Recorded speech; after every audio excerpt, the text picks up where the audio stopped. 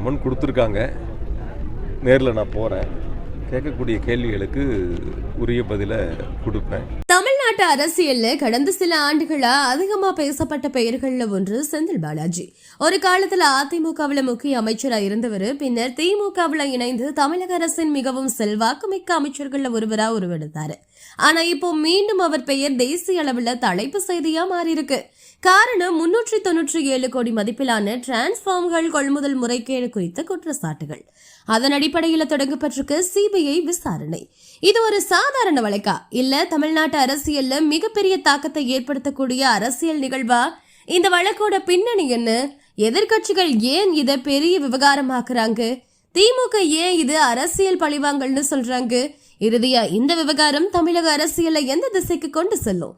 இவை அனைத்தையும் விரிவா அலசலாம். உங்க பிசினஸ் அடுத்த லெவலுக்கு தூக்கிட்டு போகுதா? நம்ம தமிழ் டிஜிட்டல் இருக்கும். சோஷியல் மீடியா மார்க்கெட்டிங், SEO, விளம்பரங்கள், கண்டென்ட்னு உங்க பிசினஸ் இன்டர்நெட்ல சும்மா தீயா பரப்ப நாங்க ரெடி.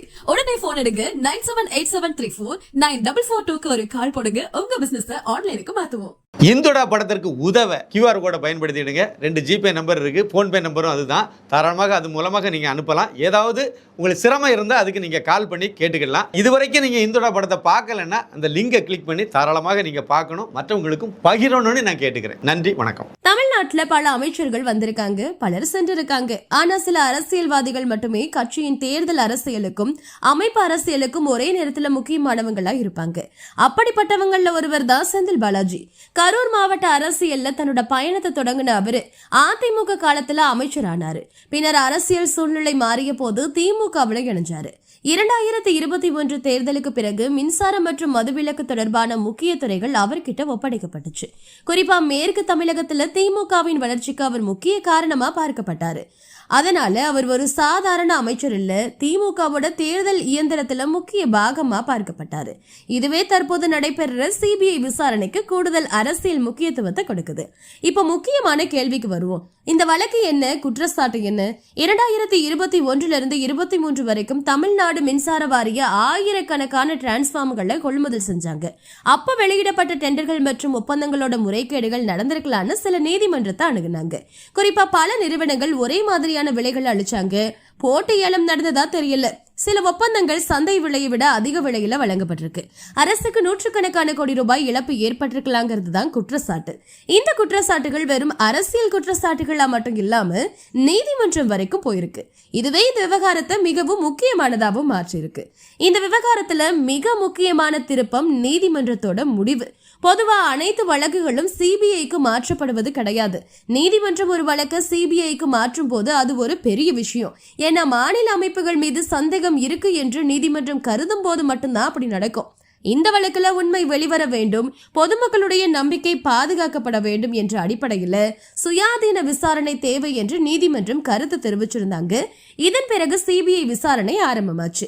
அதுவே இந்த விவகாரத்தை தேசிய அளவிலான அரசியல் செய்தியாகவும் மாற்றுச்சு. ஒரு அரசியல் உண்மையை நம்ம புரிஞ்சுக்கணும். இந்திய அரசியல்ல ஊழல் குற்றச்சாட்டு என்பது வெறும் சட்ட பிரச்சனை மட்டும் இல்ல, அது ஒரு அரசியல் ஆயுதமும் கூட. இப்ப எதிர்கட்சிகள் இந்த விவகாரத்தை பயன்படுத்த ஆரம்பிச்சுட்டாங்க. பிஜேபி மற்றும் அதிமுக, PMK மற்றும் சில பிராந்திய கட்சிகள் இந்த வழக்கை திமுக அரசின் நம்பகத்தன்மைக்கு எதிரான உதாரணமா சித்தரிக்க முயல்றாங்க. அவங்களுடைய வாதம், ஒரு அமைச்சர் மீது தொடர்ந்து விசாரணைகள் நடக்குது, இதுவே ஆட்சியோட முகமா என்பதாக இருக்கு. இந்த விவகாரம் அரசியல் மேடைகள்ல தொடர்ந்து பேசப்படுற அதிக வாய்ப்பும் இருக்கு. ஆனா அரசியல்ல ஒரு கதைக்கு 2 பக்கங்கள் இருக்கும். திமுக தரப்பு இதை முற்றிலும் வேறு கோணத்துல பாக்குது.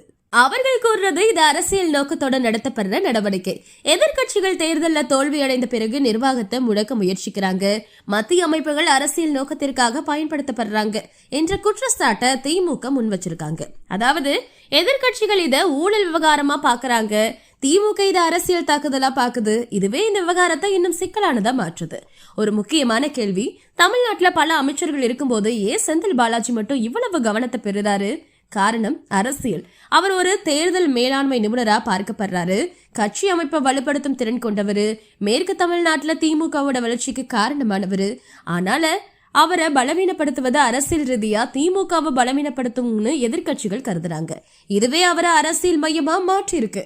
தமிழ்நாட்டுல தற்போது அரசியல் சூழ்நிலை மாறி இருக்கு. தாவேக ஆட்சி அமைச்ச பிறகு டிஎம்கே எதிர்கட்சியா மாறி இருக்கு. ஏடிஎம்கே தன்னை மீண்டும் கட்டமைக்க முயலுது. பிஜேபி தனித்த பாதையில பயணிக்குது. இந்த சூழ்நிலையில செந்தில் பாலாஜி மீதான விசாரணை ஒரு தனி சட்ட விவகாரம் இல்ல, அது எதிர்க்கட்சிகளின் புதிய அரசியல் ஆயுதமாகவும் மாறும். இறுதியில தேர்தலை தீர்மானிக்கிறது நீதிமன்றம் இல்ல, மக்கள். மக்கள் இந்த விவகாரத்தை எப்படி பார்க்கிறாங்கிறது முக்கியம். ஒரு பகுதி மக்கள் விசாரணை நடக்கட்டும், உண்மை வெளிவரட்டும்னு சொல்றாங்க. மற்றொரு பகுதி மக்கள் குற்றம் நிரூபிக்கப்படாத வரைக்கும் யாரையும் குற்றவாளின்னு சொல்ல முடியாதுன்னு வாதிடுறாங்க. இதனால இந்த விவகாரம் சமூக ஊடகங்கள்ல தொடர்ந்து விவாதிக்கப்படும் தலைப்பா மாறி இருக்கு. சிபிஐ விசாரணை தற்போது ஆரம்ப கட்டத்துல இருக்கு. அடுத்த சில மாதங்கள்ல ஆவணங்கள் ஆய்வு செய்யப்படலாம், அதிகாரிகள் விசாரிக்கப்படலாம், ஒப்பந்த விவகாரங்கள் மற்றும் விவரங்கள் மீண்டும் பரிசீலிக்கப்படலாம், புதிய தகவல்கள் வெளிவரலாம் அல்லது குற்றச்சாட்டுகள் நிரூபிக்கப்படாம போகலாம். எல்லா வாய்ப்புகளுக்கும் திறந்தே இருக்கு. மேலும் இதனால அரசியல் வட்டாரங்கள் இந்த வழக்கை மிகுந்த கவனத்தோட பார்க்கிறாங்க.